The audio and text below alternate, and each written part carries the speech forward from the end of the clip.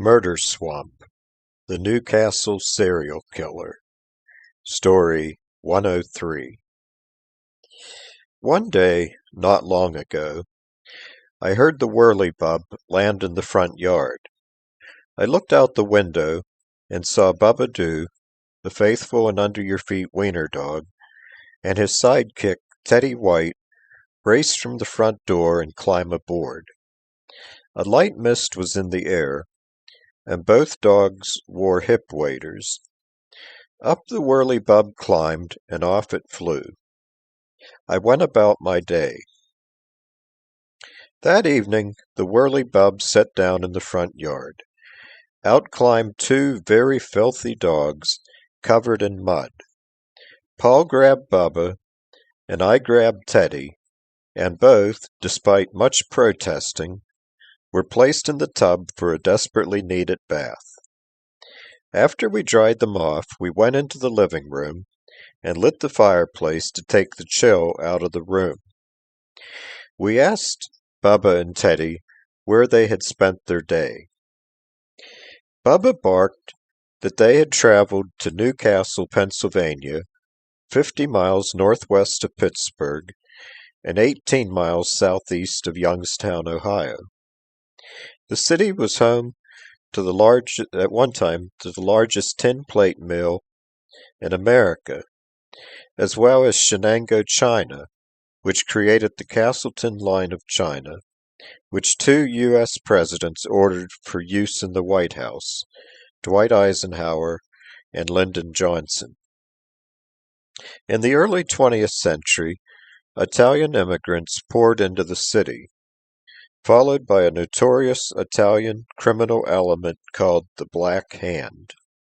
A precursor to the American mafia, the Black Hand used extortion, terror, and even murder in its practices. Paul went to the kitchen and returned with a plate of cheese and crackers for us to snack on. Bubba continued barking that about 6 miles south of Newcastle was the site once home to swampland and known as Hell's Half Acre. Located at Newcastle Junction and West Pittsburgh, several railroads met there. Local steel mills used the swamp to dump slag, an unwanted byproduct of steel production. Bubba took some cheese, a favorite snack of wiener dogs, and continued his story. On the afternoon of Tuesday, October 6, 1925, Samuel J. Hares of Newcastle was hunting ducks and other small game in the area. He spotted a dead body in the water and immediately went for help. Lawrence County Detective Jack Dunlap and the county coroner James Caldwell arrived and found a decapitated white male. They determined that the victim had been murdered 3 weeks earlier, but that the body had been dumped in the swamp within the past week. 2 days later, they found the victim's head. On Saturday, October 17, 1925, 4 teenage boys from West Pittsburgh were duck hunting in the swamp when they came across a human skeleton missing its head. It was felt that this victim was also male and over 6 feet tall. Authorities determined that the deceased had been murdered 4 months earlier. The citizens of Newcastle now feared that a serial killer was on the loose. 2 days later, on October 19th, authorities searching the swamp discovered a head and a bundle of clothing. It was determined that the skull belonged to the victim found 2 days earlier. Closer examination, however, revealed that the head belonged to an older woman deceased for at least 1 year. The clothes did belong to the victim found earlier. Now the Pennsylvania State Police were involved, as the term murder swamp swept through the Newcastle area. On October 21st, police found a lower jaw, what looked like fingers or toes, some human flesh, blood-matted hair, and a blue cap. Bubba barked that the police became swamped, no pun intended, with all kinds of theories. The killer must have medical experience, or was an experienced hunter, that a gang was murdering people, or the Black Hand or mafia were behind the killings. The sun was setting, so Bubba wanted to take his evening walk. We went around the block, and after getting home, Bubba asked for a scotch, no ice. He has found that ice in his drink when thinking about swamps makes him believe he is a bullfrog. Ribbit, ribbit, ribbit. Bubba sipped his drink, nibbled on more cheese, and continued telling his story. Several years later, on the evening of Monday, October 16th, 1934, two young men were running their dogs through the swamp and along a bluff overlooking the Beaver River. They discovered a badly decomposed body. They contacted authorities, but the area had to be sealed off until morning since it was getting dark. The following day, the body was found intact and buried face down. It was felt the murder occurred 4 months prior. Under the body were an empty whiskey bottle and a stake like the ones used in road construction. The Newcastle News reported that this murder might join the list of unsolved mysteries involving the swamp. On July 1st, 1936, two Pittsburgh and Lake Erie Railroad employees inspected a string of old boxcars that had been sitting on a siding for 5 years. They saw that one of the doors of a boxcar was open.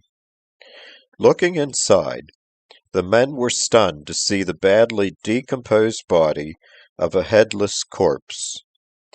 The police came to investigate and reported that the victim had died several months earlier, been placed naked in a burlap sack and dumped in the boxcar. Under the corpse, they found a pouch of tobacco and 3 blood-stained newspapers from July 1933. 2 were copies of the Pittsburgh Press, and 1 was a copy of the Cleveland Plain Dealer. Authorities in Cleveland heard of the Newcastle swamp murders and were interested in the case. They were in the middle of investigating a serial killer of their own. The Mad Butcher of Kingsbury Run terrorized Cleveland, or as some called him, the Cleveland Torso Murderer. The killer's prey were usually transients living along the railroad tracks. Elliot Ness, the ex-federal agent famous for taking down mobster Al Capone, was on the trail of the Mad Butcher. Bubba finished his scotch and barked that all was quiet until October 14th, 1939. 4 boys were searching for walnuts on the Shields farm on the southern edge of the swamp. Nearby were the tracks of both the Pittsburgh and Lake Erie Railroad and the Baltimore and Ohio Railroad. They discovered a badly decayed body of what they first thought was a woman. The shoulders and head were missing. The victim was 5 feet 5 inches tall and weighed 110 pounds. Newspapers had been placed under the body, including a September 28th copy of the Youngstown Vindicator. A towel with blue edges was beside the body. Less than a week later, Pittsburgh and Lake Erie Railroad workers found a dismembered head in a gondola car on a siding down near the Beaver River. A gondola car transports coils, scrap, lumber, etc. The head was covered with leaves, and attempts had been made to burn it. Authorities matched the head to the victim found earlier in the week. Then on Friday, May 3rd, 1940, workers, again for the Pittsburgh and Lake Erie Railroad, this time in McKees Rocks, Pennsylvania, just outside of Pittsburgh, made several gruesome discoveries. While inspecting a long line of rail cars, they discovered a body in a burlap bag, missing its head and cut up into 7 pieces. Nearby, 2 more bodies were found. A decapitated man who had the word Nazi carved into his chest, and another headless victim in a burlap bag, this one cut into 5 pieces. It was dinner time, and Paul asked us to go into the dining room. While Paul and I passed Bubba and Teddy their plates of food, Bubba finished his story. The killings stopped. Over the years, there were many suspects, but none for whom any evidence could be found. There was one suspect that possibly was the Cleveland serial killer. Dr. Frank Sweeney performed amputations for the United States Army during World War I. It was known that he suffered from mental illness and severe alcoholism. Just days after being interrogated by police, Dr. Sweeney checked himself into a mental health institution where he remained until he died in 1964. In the end, authorities and investigators suspect the killer or killers were riding the rails from Pittsburgh, Newcastle, Youngstown, and Cleveland. They feel it was someone familiar with the railroads and the stops along the way. It remains one of the Rust Belt's great unsolved mysteries. Bubba told Teddy that it would be best if he stayed over that night. They could take turns keeping watch. I hope this finds you safe, healthy, and sane. And please beware of wiener dogs telling you they have some swampland for sale.